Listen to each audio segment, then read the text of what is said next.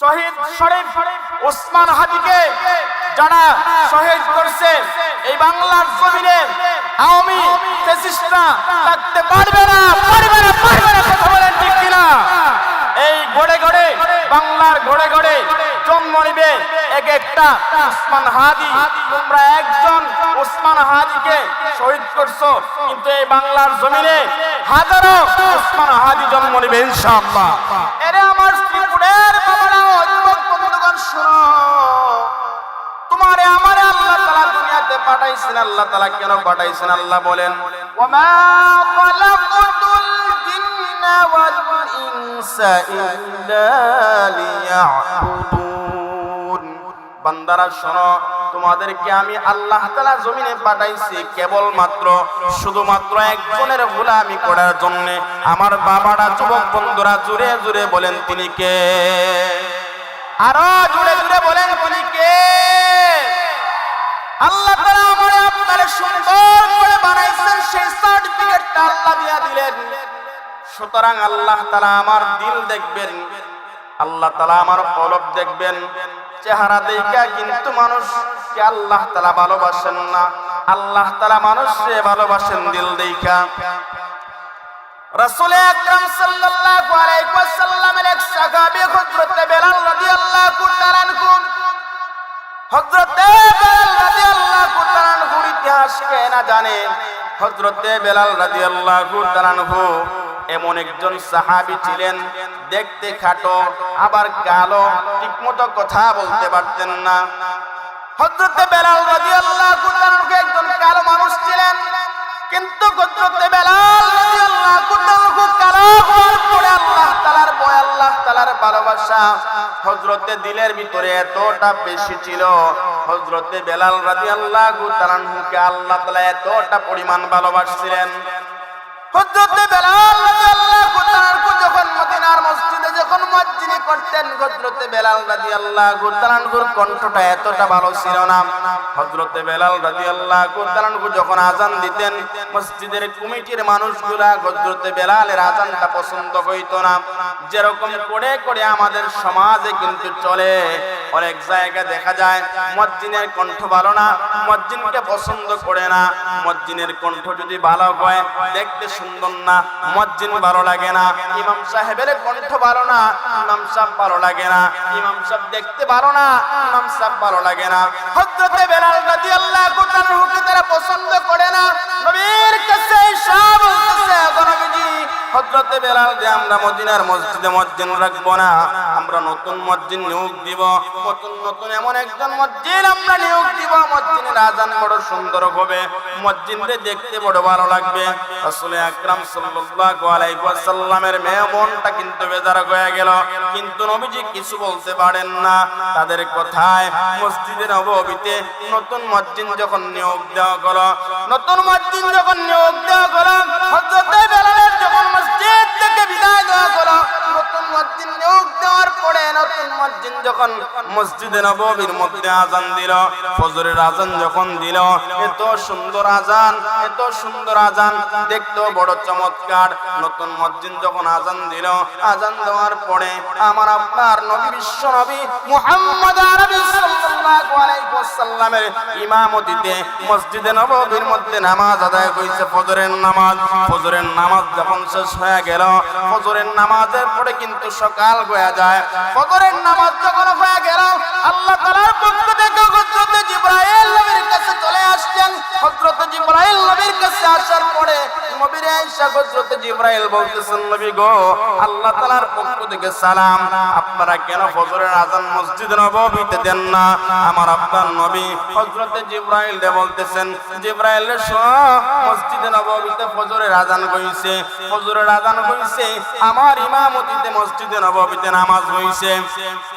হযরত জিবরাইল আলাইহিস সালাতু ওয়াস সালাম নবীর ডাইকা বলতেছেন, নবী গো, মসজিদে নববীতে আযান হইছে, কিন্তু ওই আযানটা আল্লাহ তাআলার আরশের মধ্যে যায় নাই, যতক্ষণ পর্যন্ত না আপনার সাহাবী হযরত বেলাল রাদিয়াল্লাহু তাআলা মসজিদে নববীতে আযান না দিবে। নবী গো, আল্লাহ তাআলা জানায়া দিলেন, হযরত বেলাল যদি মসজিদে নববীর মধ্যে আযান না দেয়, আল্লাহ তাআলা কিয়ামত পর্যন্ত এই জমিনটারে রাত্রি রাখবেন, আল্লাহ তাআলা আর কোনোদিন আকাশের মধ্যে সূর্য উঠাবেন না। বুঝতে পারছেন? যদি হযরত বেলাল যদি আযান না দেয়, আল্লাহ তাআলা আসমানের মধ্যে আর সূর্য উঠাবেন না। হযরত বেলাল রাদিয়াল্লাহু তাআলা ঘুরে আনা হলো। হযরত বেলাল রাদিয়াল্লাহু তাআলা মদিনার মসজিদে এসে আযান দিলেন, তারপরে মদিনার মধ্যে সকাল হইছে। বুঝতে পারছেন?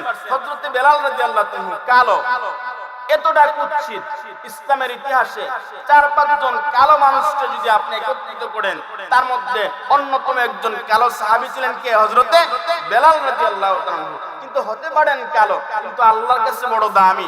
যেই বেলালের কারণে আল্লাহ তাআলা বলছেন, যদি বেলাল মসজিদে নববীতে আযান না দেয়, আমি আল্লাহ তাআলা সূর্যরে বন্ধ রাখবো, জমিনের কোনো মানুষকে আমি আল্লাহ আর কোনোদিন সূর্য দেখাবো না। রাসূল আকরাম সাল্লাল্লাহু আলাইহি ওয়াসাল্লাম হযরত বেলালকে আনলেন, আনার পরে আযান দিলেন, সকাল হইল।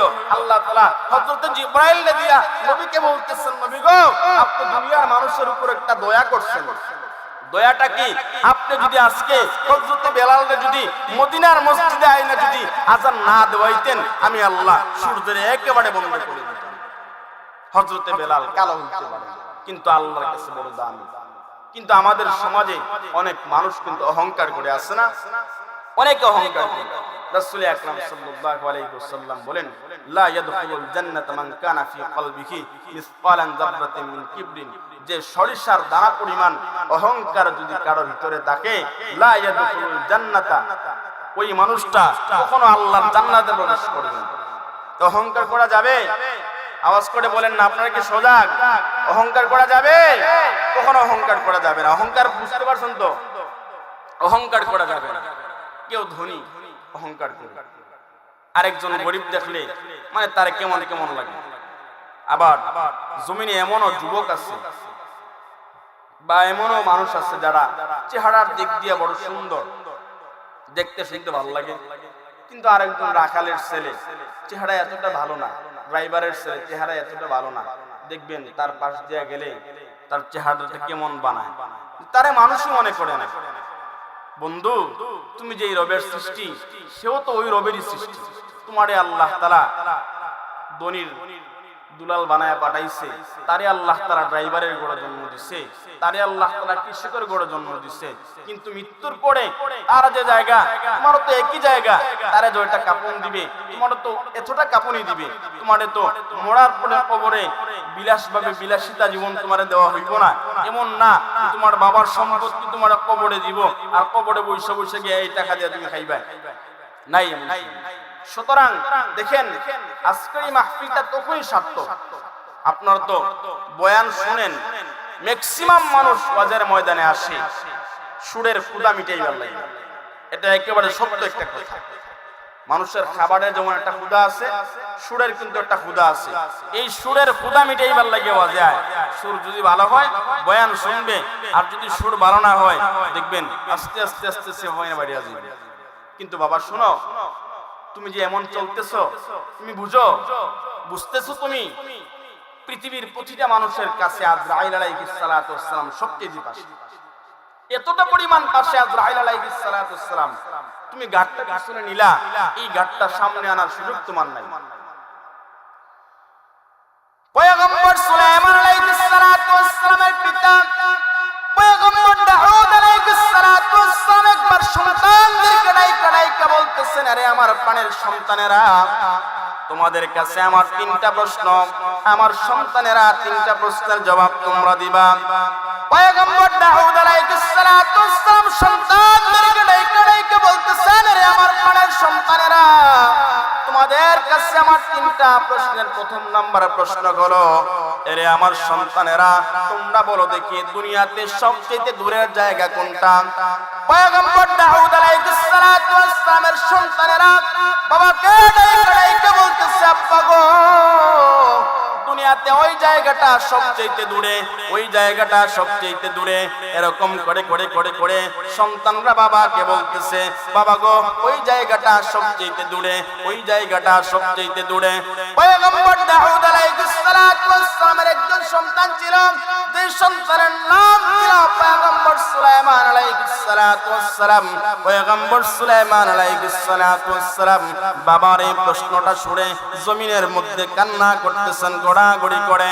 পয়গম্বর দাউদ আলাইহিস সালাতু ওয়াস সালাম সন্তানকে ডাক দিয়া বলতেছেন, রে আমার প্রাণের সন্তান, তোমার আরেক ভাই জবাব দিছে, আরেক ভাই জবাব দিছে, তুমি জবাব না দিয়া কেন কান্না করো? পয়গম্বর সুলাইমান আলাইহিস সালাতু ওয়াস সালাম আব্বারে ডাক দিয়া বলে, ওগো আব্বা, আমার ভাই বলছে ওই জায়গাটা সবচেয়ে দূরে, ওই জায়গাটা সবচেয়ে দূরে। ওগো আব্বা শুনেন, আমার কাছে মনে হয় আমার ভাইদের জবাবটা সঠিক হয় নাই। পয়গম্বর সুলাইমান আলাইহিস সালাতু ওয়াস সালাম বাবাকে ডাক দিয়া বলতেছে, আব্বা গো, আমার দুই ভাইগুলা জবাব দিছে, তাদের জবাব মনে হয় সঠিক হয় নাই। ওগো আব্বা, আমার কাছে কেমন জানি মনে হয় দুনিয়ার জমিনে সবথেকে দূরে কোন জায়গা থাকে, যদি ওই জায়গাটা হলো আমাদের বাড়ির পাশে কবর। আওয়াজ করে জুড়ে জুড়ে বলেন ঠিক কিনা? যাদের ভাই বিদেশে আছে অথবা বাবা বিদেশে আছে অথবা সন্তান যাদের বিদেশে আছে, দেখেন তো হাজার হাজার মাইল দূরে অবস্থান করতেছে আপনার বাবা, হাজার হাজার মাইল দূরে অবস্থান করতেছে আপনার ভাই। এখান থেকে যদি আপনি নিয়ত করেন আজকের এই মাহফিলের দৃশ্যটা আপনার বাবারে আপনি দেখাবেন, এই দৃশ্যটা দেখাইতে কিন্তু আপনার 1 মিনিট সময়ও লাগবে না। কথা বলেন ঠিক কিনা? আপনার ভাইকে আপনি দেখাবেন, ভাইকে এই দৃশ্যটা দেখাইতে আপনার 1 মিনিট সময় লাগে না। বাড়িতে মানুষ মারা যায়, বাবা বাড়িতে মারা যায়, সন্তান বিদেশের মাটিতে, ওই বিদেশের মাটিতে থাকার পরেও কিন্তু সন্তান বাবার লাশটা দেখতে পারে। কিন্তু মুসলমান যুবক বন্ধুগণ শুনেন, এত দূরের রাস্তা, হাজার হাজার মাইল দূরে অবস্থান করতেছে আপনার বাবা, চাচা, দাদা, কিন্তু দেখেন না বাড়ির পাশে কবর। আপনার বাবারে কবরে শোয়াইছেন, আপনার মারে কবরে শোয়াইছেন, আজ পর্যন্ত কোন মানুষ কিন্তু বাবার কবরের দৃশ্য, মায়ের কবরের দৃশ্য দেখতে পারে নাই। তাহলে দুনিয়ার জমিনে সবচেয়ে দূরের কোন জায়গা যদি থাকে, সেই দূরের জায়গা কোনটা বলেন? কবরস্থান। দূরের জায়গা কোনটা বলেন? কবরস্থান। যুবকরা বিশ্বাস করেন? আপনাদের কি শীত লাগছে নাকি?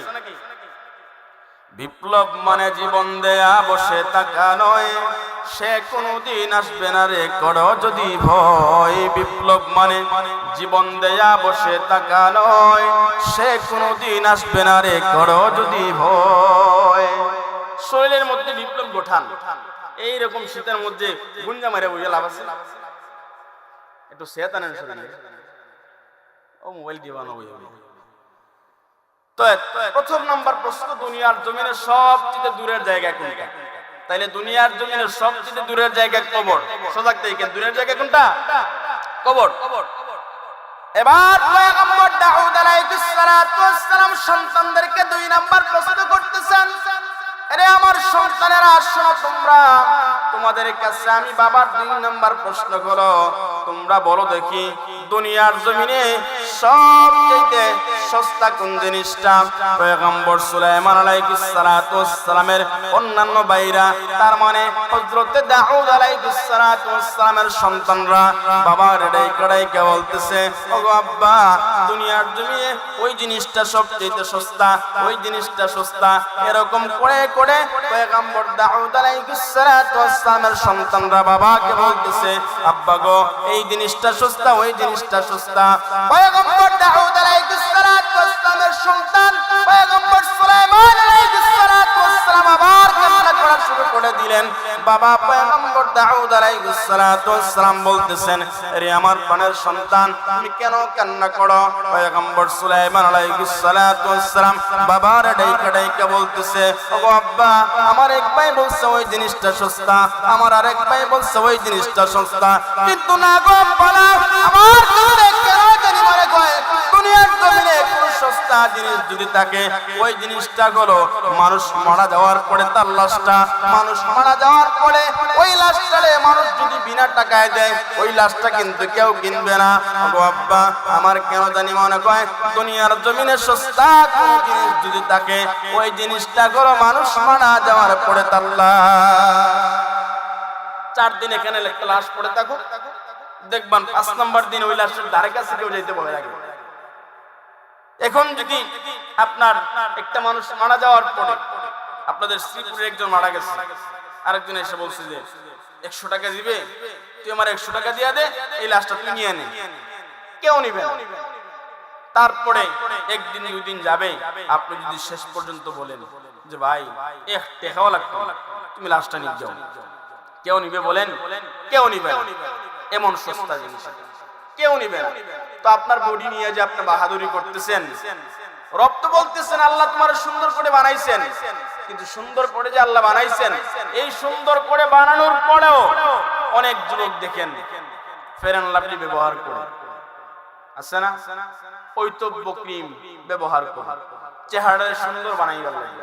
তো চেহারা সুন্দর বানানোর পরে ওই চেহারার মধ্যে মানুষের দৃষ্টি পড়বে, ওই চেহারার মধ্যে মানুষের দৃষ্টি পড়বে, যার জন্য যুবক তুমি চেহারারে সুন্দর করতেছো। এবং শীতের মধ্যে আপনার চেহারার যে স্কিনের যে চামড়া আছে ওগুলা কিন্তু টানে, ও টানার জন্য কিন্তু আলাদা ফলস ক্রিম আছে বা অন্যান্য ক্রিম আছে। কিন্তু দেখেন এই চেহারার মধ্যে দৃষ্টি পড়বে মানুষের, তো চেহারায় দৃষ্টি পড়বে মানুষের, চেহারার যত্ন আপনি নিতেছেন, কিন্তু আপনার দিলে যে রবের দৃষ্টি পড়ে, দিলের যত্ন আপনি নিবেন না। চেহারায় দৃষ্টি পড়ে মানুষের, সেই বুকা মানুষ চেহারার দৃষ্টি, চেহারার যত্ন নেয়, কিন্তু কলবে রবের দৃষ্টি পড়ে বুকা মানুষ সেই কলবের যত্ন একটা বারও নিতে চায় না। আল্লাহ তাআলা আমাদেরকে সহিহ বুঝ দান করেন, পড়ি না আমিন। সবার দিলটারে পরিষ্কার করেন, যেখানে রবের দৃষ্টি পড়ে সেই জায়গাটারে পরিষ্কার করেন। দেখেন না, মৃত্যু একেবারে কাছে, মরণ একেবারে কাছে।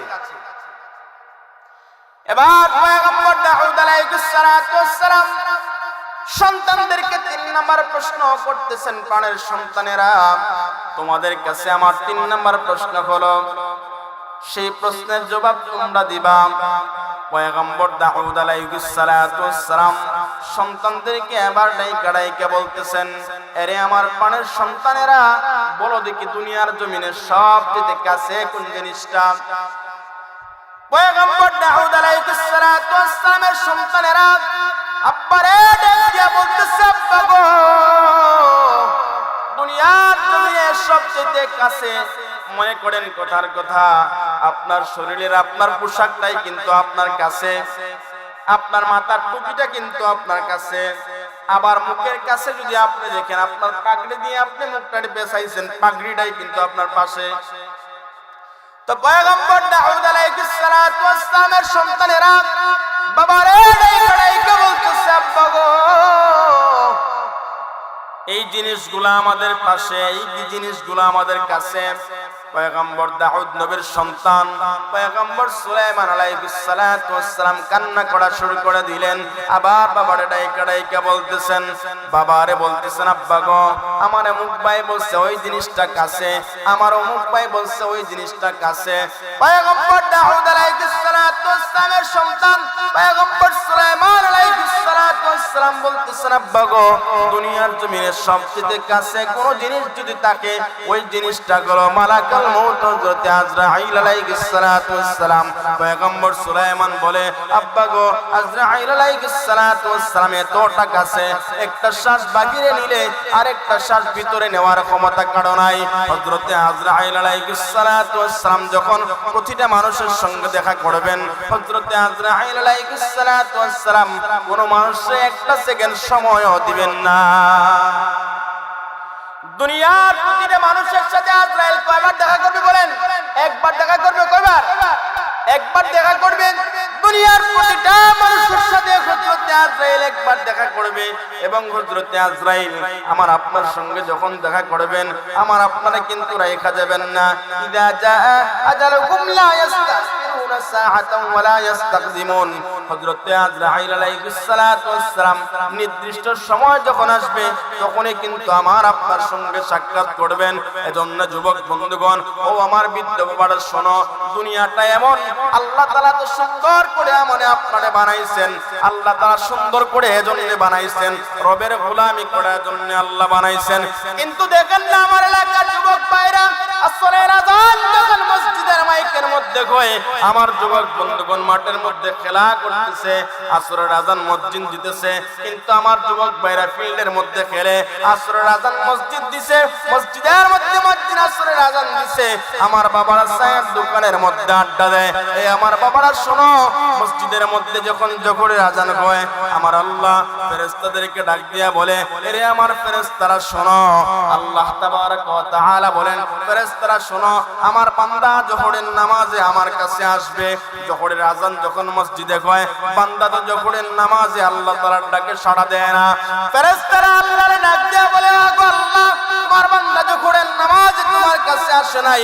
আল্লাহ বলেন, ফেরেশতারা শোনো, জোহরের নামাজে আসে নাই তো কি হইছে, আমার বান্দারা আসরের নামাজে আমার কাছে আসবে।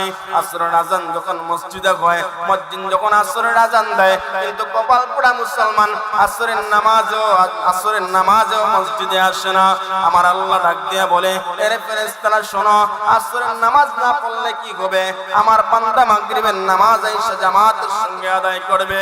মসজিদের মধ্যে যখন মাগরিবের আজান দেয়, মাগরিবের আজান হয়ে যায়, কিন্তু আমার বাবারা দোকানের মধ্যে চা খাওয়া কিন্তু শেষ হয় না, চায়ের ফাঁকে ফাঁকে ভিডিও টান মারে। আমার বান্দা, আমার বাবারা দোকানের মধ্যে আড্ডা দেয়, কিন্তু আল্লাহ আশায় আমার বান্দাটা নামাজের মধ্যে আসবে। মাগরিব শেষ হয়ে যায়, এশার আজান যখন দেয়, আমার আল্লাহ বলেন, আমার বান্দা এশার নামাজে আসবে। এশার আজান হয়, কিন্তু বান্দা নামাজের মধ্যে আসে না। আমার আল্লাহ তবুও কিন্তু আশা হারায় না।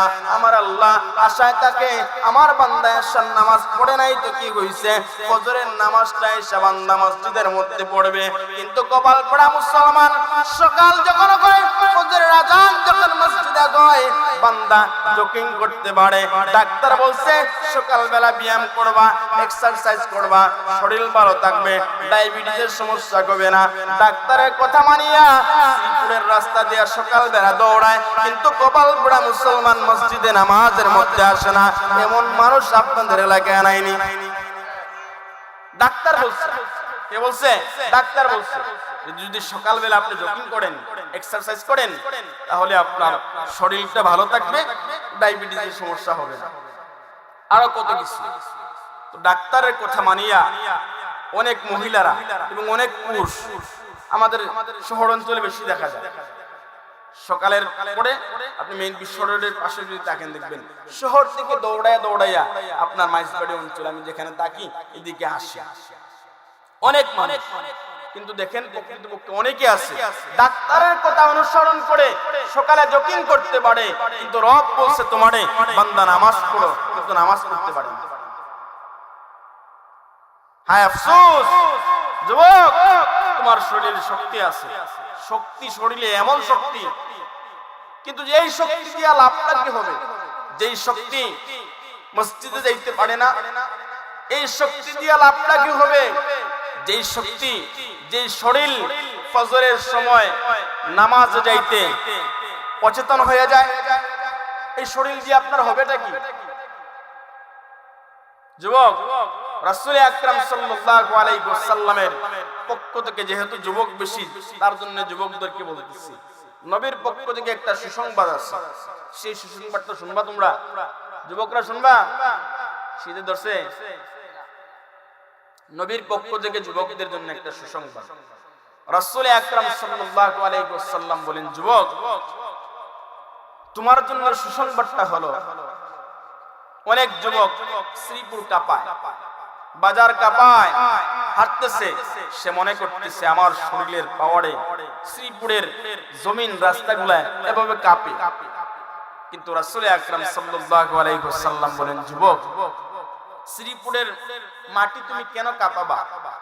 তুমি যদি কাঁপাতে চাও, নবী বলেন, যুবক যখন আল্লাহ তাআলার কুদরতি কদমে সিজদা করে, যুবকের সিজদায় আল্লাহ তাআলার আরশটা পর্যন্ত কাঁপে। সুবহানাল্লাহ। যুবকের সিজদা কি কাঁপে? আল্লাহর আরশ কাঁপে। খুশি হইছেন না? খুশি হইছেন না? যুবক, নিজের একটু বুঝাও। তোমার যেমন বয়স, যুবকের বয়স, আমারও কিন্তু যুবকের বয়স। এখন তুমি আড্ডা দিতেছো, আমিও চাইলে তোমার মতো গানে টান মারতে পারতাম, তোমরা যেই শিল্পী কলদের অনুসরণ করো আমরা গানে টান মারি, ওই শিল্পীর চাইতে আমাদের গান আরো সুন্দর হবে। তাহলে আমি কেন এই পথে আসলাম?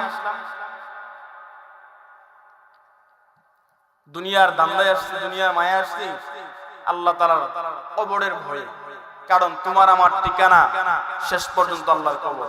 আপনারা কি উঠবেন? কেউ উঠবেন? কেউ উঠে যায়েন না। আপনাদের প্রধান অতিথি, আজকের মাহফিলের প্রধান অতিথি যিনি হযরত মাওলানা হাফেজ মুফতি ইব্রাহিম বিন লোকমান সাহেব কিশোরগঞ্জি, উনি রাস্তায় আছেন। নির্দিষ্ট সময়ে ইনশাআল্লাহ আপনাদের সামনে ওনাকে উপস্থাপন করা হবে। সুতরাং আমার মুসলমান বন্ধুগণ শুনেন,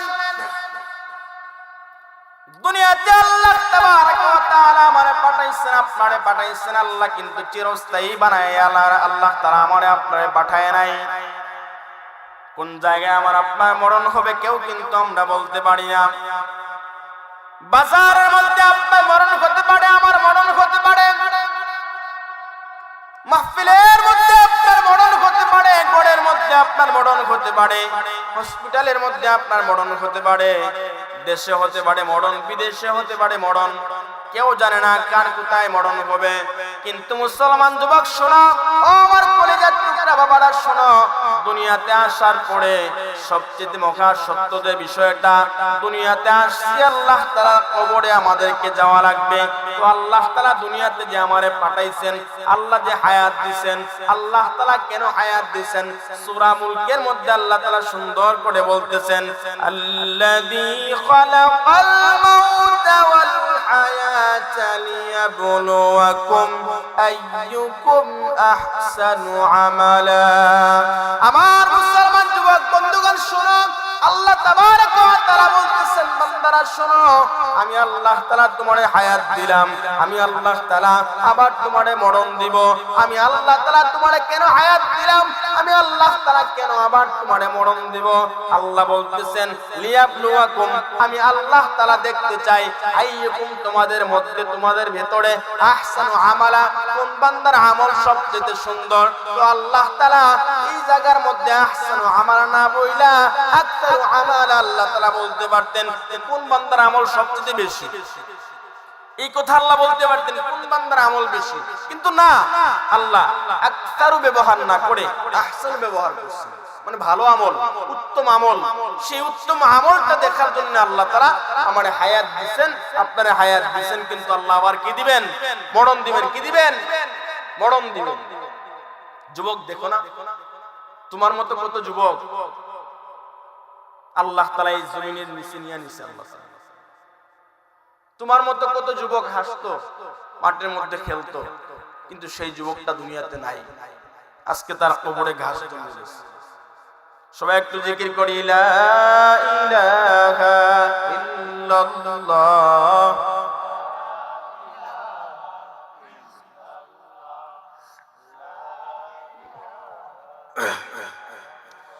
জোরে লা ইলাহা ইল্লাল্লাহ, লা ইলাহা। আমার মরণ আসিবে কখন কেউ তো জানে না। পারেন সবাই আমার সঙ্গে সঙ্গে পড়েন তো জুড়ে জুড়ে।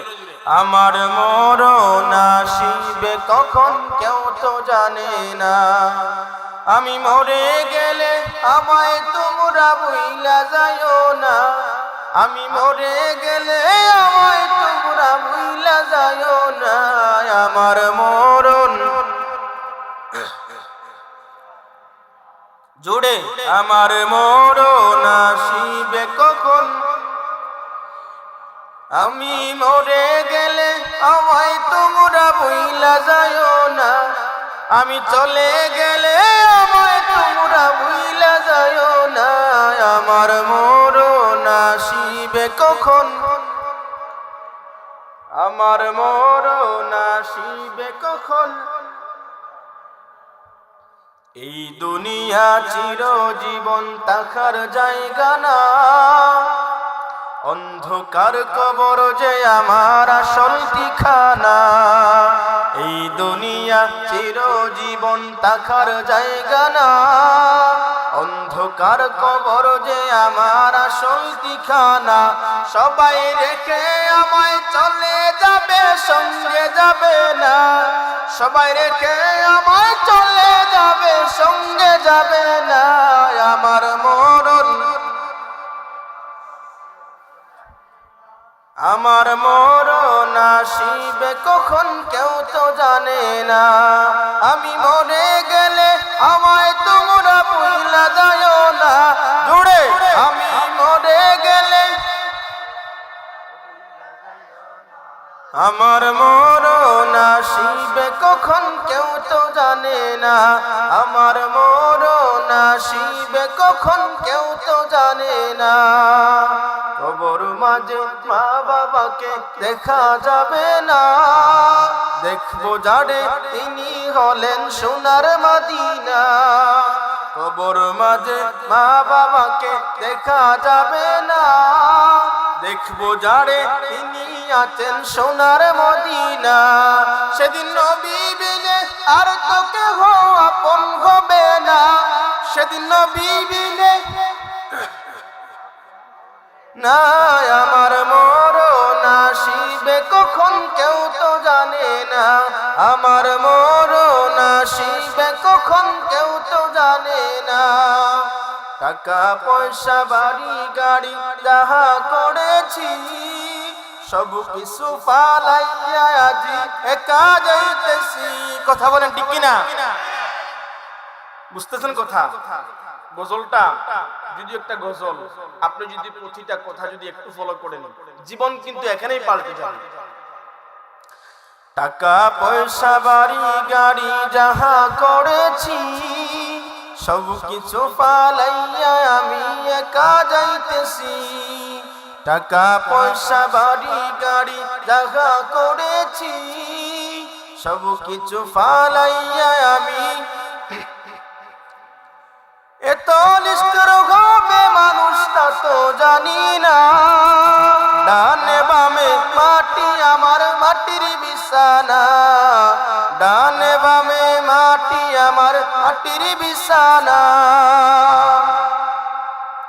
মুসলমান বন্ধুগণ আমার, ও আমার শ্রীপুরের যুবক বন্ধুগণ শোনো, যে কথাটা আমি বলতেছিলাম, কোন জায়গার মধ্যে আমার মরণ হবে আমরা বলতে পারি না। আমার আপনার মালিক আল্লাহ রাব্বুল আলামিন দুনিয়াতে কাউকে চিরস্থায়ী করে বানান নাই। যদি আল্লাহ তাআলা দুনিয়ার জমিনে চিরস্থায়ী করে কোন মানুষ বানাইতেন, মকান আল্লাহ রাব্বুল আলামিন আমার আপনার নবীরে আল্লাহ তাআলা চিরস্থায়ী করে বানাইতেন। যদি চিরস্থায়ী কাউকে আল্লাহ বানাইতেন তো আগে নবীরে আল্লাহ তাআলা চিরস্থায়ী বানাইতেন, চিরস্থায়ী রেখে দিতেন। কিন্তু রাসূল আকরাম সাল্লাল্লাহু আলাইহি ওয়াসাল্লাম জমিন থেকে চলে গেছেন, আল্লাহ তাআলা নিয়ে নিয়েছেন। আমাদের পূর্বপুরুষ, আমাদের আত্মীয় স্বজন আদম নবী থেকে নিয়ে আজ পর্যন্ত যারা আসছে সবাই কিন্তু চলে গেছে। আমরা আছি, আমরাও কিন্তু থাকবো না। বিশ্বাস করেন তো? দুনিয়াটা সব কিছু ধ্বংস হয়ে যাবে। মুকান মাওলায়ে কারীম আল্লাহ রাব্বুল আলামিন হযরত আজরাইলকে আল্লাহ তাআলা ডাক দিয়া বলবেন, রে মালাকুল মউত শোনো, দুনিয়ার জমিনে যা কিছু আছে সব কিছু, অর্থাৎ দুনিয়ার জমিনের সমস্ত জিন্দাতের রূহ তুমি কবজ করো। মালাকুল মউত হযরত আজরাইল আলাইহিস সালাতু ওয়াস সালাম দুনিয়ার জমিনে যত জিন্দাতি আছে সমস্ত জিন্দাতির রূহ কবজ করবেন। আমার আল্লাহ তাআলা ডাক দিবেন, রে মালাকুল মউত শোনো, আখবিরনি মাইয়া বাকা, রে মালাকুল মউত এখন কে বাকি আছে? হযরতে মালাকুল মউত আজরাইল আলাইহিস সালাতু ওয়াস সালাম বলবেন, আল্লাহ এখন শুধু মানুষ জাতি বাকি আছে। তখন আল্লাহ তাআলা বলবেন, এরে ফেরেশতারা, এ মালাকুল মউত যত মানুষ আছে সমস্ত মানুষের রূহ কবজ করো। শুনেন একটু মনোযোগ দিয়া, সমস্ত মানুষের রূহ হযরত আজরাইল আলাইহিস সালাতু ওয়াস সালাম কবজ করবেন। মানুষের রূহ কবজ করার পরে আল্লাহ তাআলা আবার ডাক দিবেন, এরে মালাকুল মউত আখবিরনি মাইয়া বাকা, এরে মালাকুল মউত এখন কে বাকি আছে? হযরত আজরাইল আলাইহিস সালাতু ওয়াস সালাম বলবেন, আল্লাহ এখন শুধু তোমার ফেরেশতারা বাকি আছে। আল্লাহ তাআলা বলবেন, এরে মালাকুল মউত ফেরেশতাদের রূহ তুমি কবজ করো। হযরতে আজরাইল আলাইহিস সালাতু ওয়াস সালাম ফেরেশতাদের রূহ কবজ করবেন। ফেরেশতাদের রূহ কবজ করার পরে আল্লাহ তাআলা আবার ডাক দিবেন, ইয়া মালাকুল মউত আখবিরনি মা ইয়া। এখন আর কে কে বাকি আছে? এবার হযরতে আজরাইল আলাইহিস সালাতু ওয়াস সালাম বলবেন, আল্লাহ এখন শুধু 12 জন ফেরেশতা বাকি আছে। কয়জন? যুবকরা কয়জন? তোমাদের ভালো লাগতেছে না কথা, তাই না? জানি তোমাদের মন মতো কথা বলতে পারবো না, সুখ দিতে পারবো না, তবুও একটু শোনো। 12 জন ফেরেশতা বাকি থাকবে। আল্লাহ তাআলা বলবেন 12 জন ফেরেশতার মধ্যে 8 জন ফেরেশতা আছে যারা আল্লাহর আরশের কাঁধের মধ্যে নিয়ে দাঁড়ায় আছে। কয়জন ফেরেশতা? 8 জন আল্লাহর আরশটার কাঁধের মধ্যে নিয়ে দাঁড়ায় আছে। আল্লাহ বলবেন, মালাকুল মউত এই 8 জনের রূহ তুমি কবজ করো। 8 জনের রূহ কবজ করার পরে বাকি থাকবে 4 জন। এই যে 4 জন প্রধান ফেরেশতা আছে না, এই 4 জন বাকি থাকবে। আল্লাহ তাআলা আবার বলবেন, আখবিরনি মা ইয়াবকা ইয়া মালাকুল মউত, এখন আর কে বাকি আছে? বলবেন এখন 3 জন বাকি আছে। উনার কথা কিন্তু বলবেন না, উনি যে আছেন উনি তো আর জানেন না, উনার রূহটা উনাকে কবজ করতে হবে। উনি বলবেন 3 জন বাকি আছে। কারা কারা? হযরতে জিবরাইল, হযরতে মিকাইল, হযরতে ইসরাফিল, এই 3 জন বাকি আছে। আল্লাহ তাআলা বলবেন 3 জনের রূহ কবজ করো। 3 জনের রূহ কবজ করার পরে আল্লাহ তাআলা আবার বলবেন, মালাকুল মউত এখন কি আর কেউ বাকি আছে? হযরতে আজরাইল বলবেন, না গো আল্লাহ, আর তো কেউ বাকি নাই। আল্লাহ তাআলা বলবেন, ইয়া মালাকুল মউত সত্যি কি কেউ বাকি নাই? হযরতে আজরাইল আলাইহিস সালাতু ওয়াস সালাম এবার টেনশনে পড়ে যাবেন। এখন তো দেখা যায় শুধু আমি আছি, যে আল্লাহ এখন শুধু আমি আছি।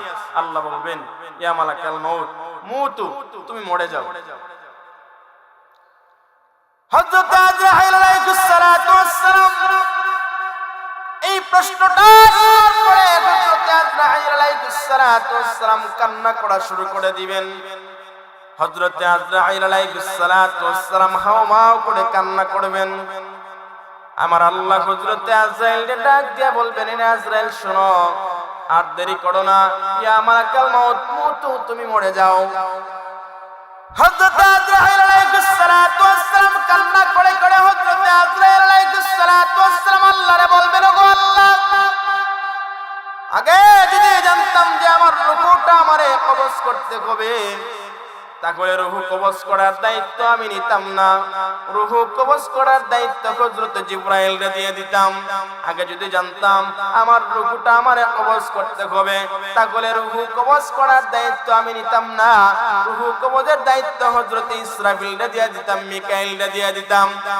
মকান মাওলা আল্লাহ রাব্বুল আলামিন হযরত আজরাইলকে বলবেন, রে আজরাইল শোনো, আর দেরি করো না, তাড়াতাড়ি তোমার রূহটা তুমি কবজ করো।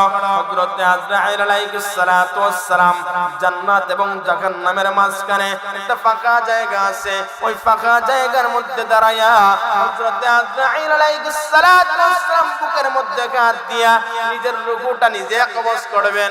আমার আব্বার মালিক আল্লাহ রাব্বুল আলামিন যখন বলবেন, আজরাইল রে তাড়াতাড়ি তোমার রূহটা তুমি কবজ করো, হযরত আজরাইল আলাইহিস সালাতু ওয়াস সালাম বুকের মধ্যে যখন হাত দিবেন, রাসূল আকরাম সাল্লাল্লাহু আলাইহি ওয়াসাল্লাম বলেন, तमाम পৃথিবীর মানুষরা শোনো, আরে আমার উম্মতরা শোনো, হযরত আজরাইল আলাইহিস সালাতু ওয়াস সালাম নিজের রূহটা যখন কবজ করবেন, দুনিয়াতে যখন কোনো মানুষ থাকবে না, জিন জাতি থাকবে না, কেউ থাকবে না, রাসূল আকরাম সাল্লাল্লাহু আলাইহি ওয়াসাল্লাম বলেন, হযরত আজরাইল আলাইহিস সালাতু ওয়াস সালাম নিজের রূহ কবজ করার সময় এমন বিকট একটা আওয়াজ দিবেন, এমন বিকট একটা চিৎকার করবেন, দুনিয়ার জমিনটা ধ্বংস হওয়ার জন্য ইসরাফিলের সিংহার কোনো প্রয়োজন হতো না।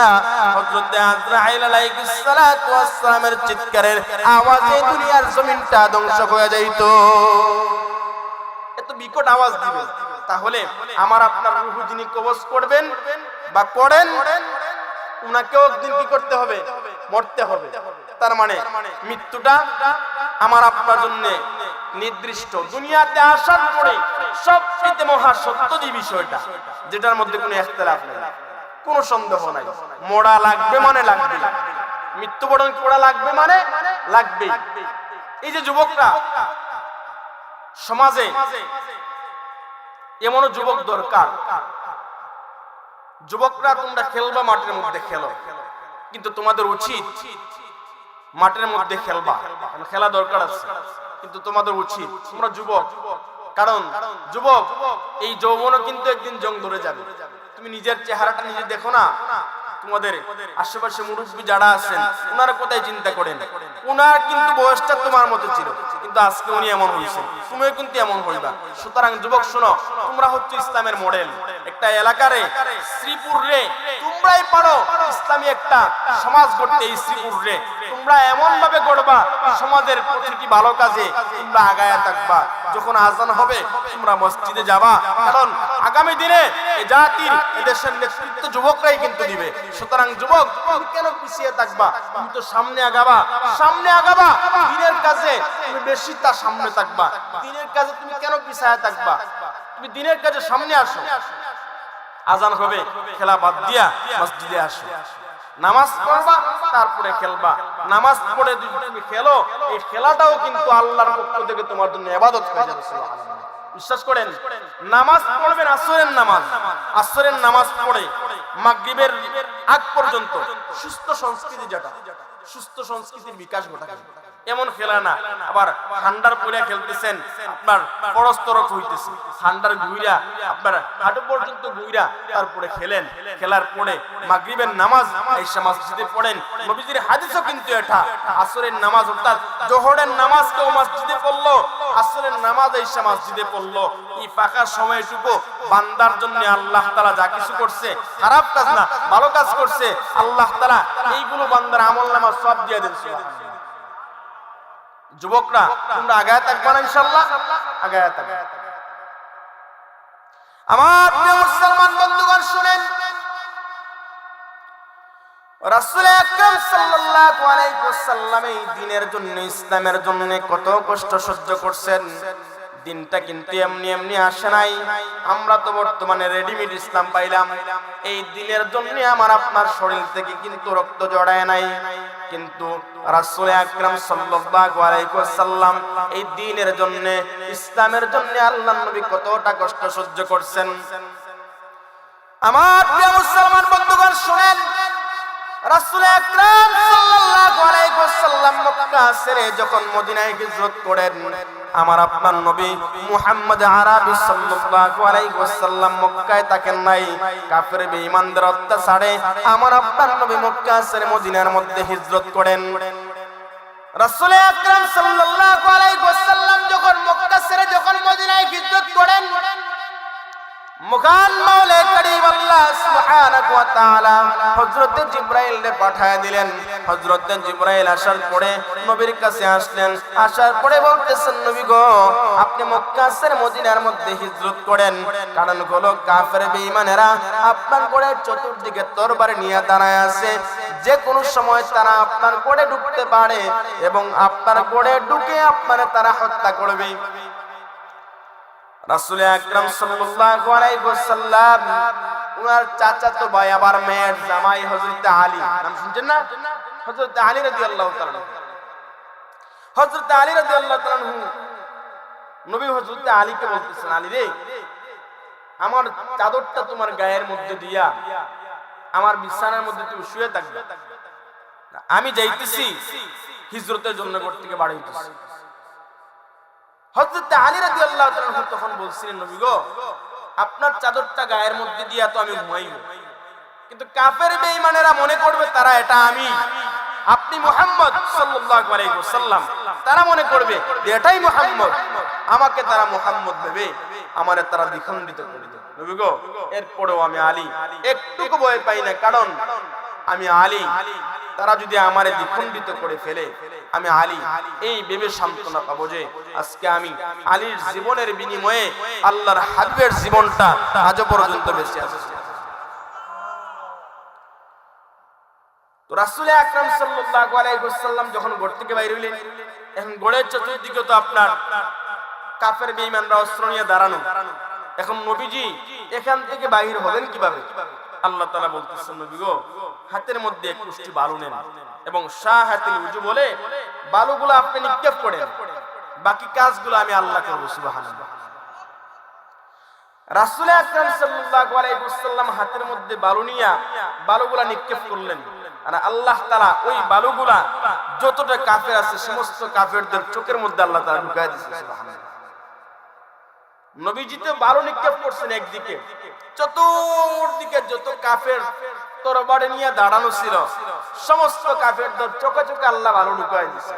পরবর্তীতে আল্লাহ তাআলা নবীরে জানায় দিয়েছেন, কোরআনে সেই আয়াতটা আসছে, ওমা রমাইতা ইয রমাইতা ওয়ালাকিন্নাল্লাহ রামা। আল্লাহ তাআলা বলতেছেন, নবী গো আপনি তো শুধু বালুগুলা নিক্ষেপ করছিলেন, আপনি কি জানেন ওমা রমাইতা ইয রমাইতা ওয়ালাকিন্নাল্লাহ রামা, আপনি তো একদিকে বালু নিক্ষেপ করছিলেন, কিন্তু আপনি কি জানেন চতুর্দিকে বালুগুলা কাফেরদের চোখের ভিতরে কেমনে ঢুকছিল? নবী গো আমি আল্লাহ তাআলা ওই একদিকের বালুরে চতুর্দিকে কাফেরদের চোখের মধ্যে আমি আল্লাহ তাআলার কুদরতে ঢুকায়া দিয়েছিলাম সুবহানাল্লাহ। রাসূল আকরাম সাল্লাল্লাহু আলাইহি ওয়াসাল্লাম এই মক্কা ছেড়ে মদিনায় হিজরত করছিলেন।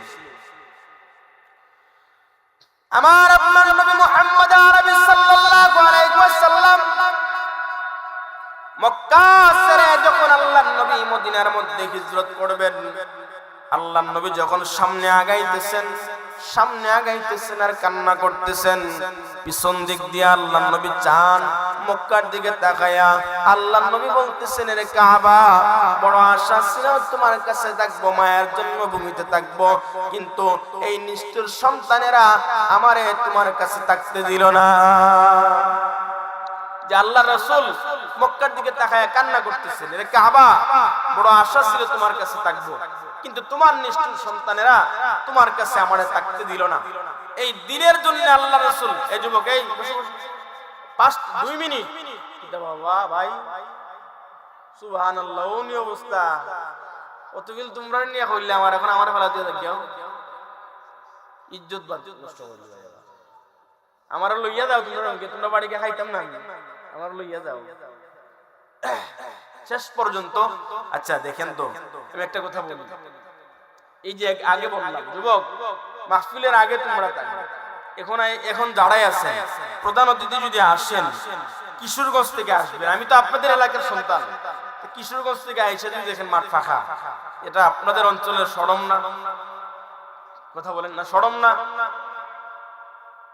সারা দিন ক্রিকেট খেলতেছো, 4 ঘন্টা 3 ঘন্টা মাঠে বসে দেখতে পারো, আর 2 ঘন্টা সময় এখানে দিতে পারো না? যুবক এই মেজাজ নিয়ে তুমি আল্লাহর জান্নাতে কিভাবে যাবা? কি আশা করেছো? প্রধান অতিথি আসবেন, একটু ধৈর্য ধরে ওনাকে একটু সময় দেন, কারণ সবাই যদি চলে যান উনি কিন্তু কষ্ট পাবেন। এখন যারা যারা থাকবেন তারা সামনে আসেন, আর যারা যারা থাকবেন না তারা যেমন আছে এমন থাকবেন। দেখি কারা কারা থাকবেন। সিন্নি আসেনি তো আমি যে সিন্নি তাহলে আমি যুবক সামনে আস, সামনে আস। আরে আমি দোয়া করবো যারা বিয়া হইছে না, যারা বউ নাই তারা লাগে দোয়া করবো, কারণ এই শীতে বউ সারা ঘুমানে যে কি কষ্ট, যারা বিয়া করছে না তারাই বুঝে। তো সামনে আসো, তোমাদের জন্য দোয়া করবো, আসো তাড়াতাড়ি সামনে আসো, আল্লাহ তাআলার কাছে সত্যি দোয়া করবো, আসো তাড়াতাড়ি সামনে আসো, বিয়া দরকার আছে। আমি আমার 2 ভাইরে বড় রেখে বিয়া করছি, আমার 2 ভাই বড় ছিল, বড় 2টা রেখে বিয়া করছি, আমার বিয়ে দরকার আছে। কারণ দেখো না আমি কেন এই কথাগুলো আমি একবারে পাবলিকলি এজন্য বলতেছি, ম্যাক্সিমাম যুবকের গুনার জন্য দায়ী কিন্তু বাপ মা। বিশ্বাস করেন, ম্যাক্সিমাম যুবকের গুনাহের জন্য দায়ী কিন্তু বাপ মা, কারণ বাপ দেখতেছে না তার সন্তান যে বিবাহের উপযুক্ত হয়েছে। এই দোয়া তো করলাম বা আইবেন নি আইন নি আস্তে আস্তে আইতেছে কালেকশন। আচ্ছা তো সুতরাং আমি যে কথাটা বলতেছি, আপনার রাসূল আকরাম সাল্লাল্লাহু আলাইহি ওয়াসাল্লাম মক্কার দিকে তাকায় কান্না করতেছেন। মক্কার দিকে তাকায় আল্লাহর নবী বলতেছেন, রে কাবা বড় আশা ছিল তোমার কাছে থাকবো, বড় আশা ছিল তোমার খেদমত করব, কিন্তু তোমার নিষ্ঠুর সন্তানেরা আমারে তোমার কাছে থাকতে দিল না। আমার আপনার নবী মুহাম্মদ আরবি সাল্লাল্লাহু আলাইহি ওয়াসাল্লাম হযরত আবু বকর সিদ্দিক রাদিয়াল্লাহু তাআলা আনহুর বাড়ির মধ্যে চলে গেলেন। হযরত আবু বকর সিদ্দিক রাদিয়াল্লাহু তাআলা আনহুর বাড়ির মধ্যে গিয়ে আল্লাহর নবী যখন দরজার মধ্যে টোকা দিলেন, হযরত আবু বকর সিদ্দিক রাদিয়াল্লাহু তাআলা আনহুর দরজার মধ্যে টোকা দেওয়ার সাথে সাথে হযরত আবু বকর সিদ্দিক রাদিয়াল্লাহু তাআলা আনহু দরজাটা খুলে দিলেন। সুবহানাল্লাহ। নবীজি বলতেছেন, আবু বকর তুমি কি রাতে ঘুমাও নাই? হযরত আবু বকর সিদ্দিক রাদিয়াল্লাহু তাআলা বলতেছেন, নবী গো, যেই দিন আপনি আমারে বলছিলেন মুদ্দা ধরে লিছে গো, যেই দিন আপনি আমারে বলছিলেন যে আপনি আমারে হিজরতের সাথী বানাবেন, ওই দিন থেকে নিয়ে আজ পর্যন্ত আমি আবু বকর একটা রাত্রি তো বিছানার মধ্যে পিঠ লাগায় ঘুমাই নাই। সুবহানাল্লাহ। কেন?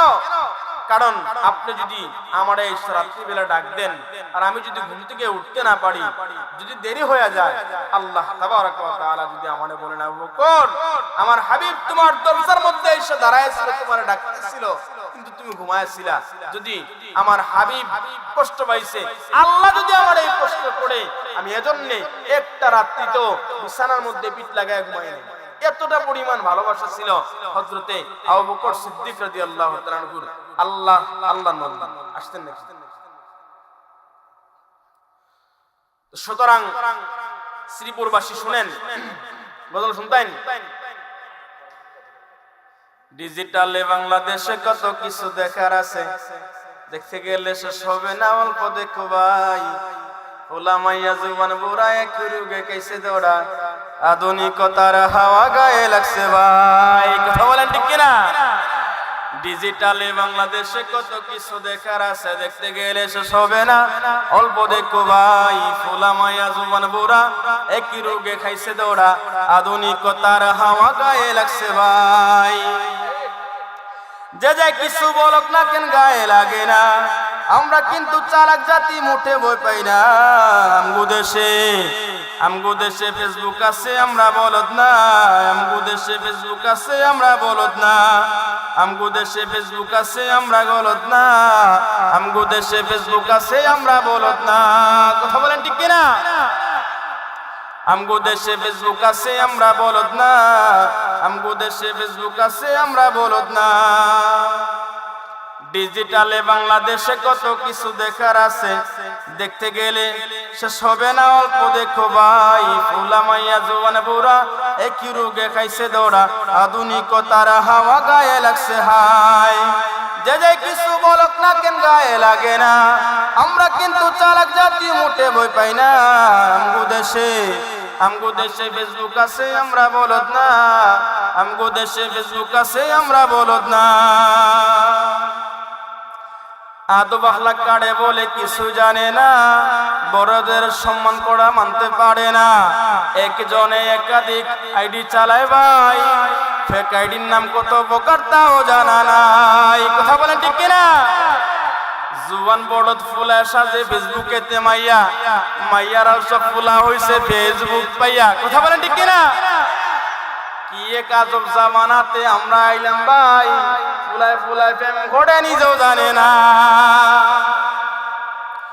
জুয়ান বড়দ ফুলায় সাজে ফেসবুকেতে মাইয়া, মাইয়ারা সব ফুলা হইছে ফেসবুক পাইয়া। কি এক আজব জামানাতে আমরা পড়লাম ভাই, কোনটা ছেলে কোনটা মেয়ে চিনার উপায় নাই। এই সুবিধা ফেসবুক দিছে আর কেউ দেবে না।